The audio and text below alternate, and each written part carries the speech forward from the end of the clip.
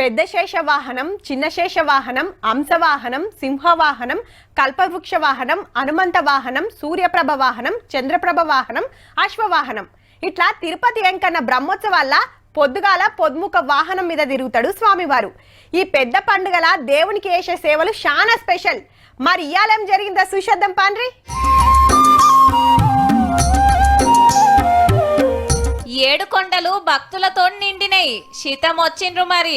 అటు గ్యాలరీలు, ఇటు క్యూ లైన్లు, ఎటు చూడు భక్తులే. ఒక్కనాడే 3 లక్షల మంది దర్శనం చేసుకున్నారు స్వామిని. కొండ మీద ఎంకన్నా పెద్ద పండుగ జరుగుతుంది కదా. ఇయాల గరుడ వాహన సేవ చేసిండ్రు దేవునికి. ఆ మలయప్ప స్వామి గరుడ వాహనం మీద మాడవీధులన్నీ తిరుగుతాడట. ఈ సేవల స్వామి దర్శనం చేసుకుంటే పాపాలన్నీ పోతాయి, ఎంతో పుణ్యమని భక్తుల నమ్మిక. అందరికి మంచిగా అగువడాలని చుట్టూ 28 పెద్ద టీవీలు పెట్టిండ్రు.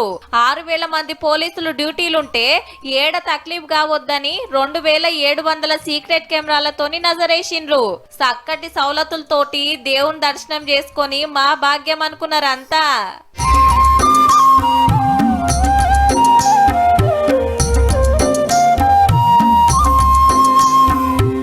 ఇటు చూడుండ్రి, దేవుని గరుడ సేవల ఈ చతిర్లే వాడిండ్రు. మద్రాస్ లా హిందూ ధర్మ సమితోలు తయారు చేపించిండ్రు 11 చతిర్లు.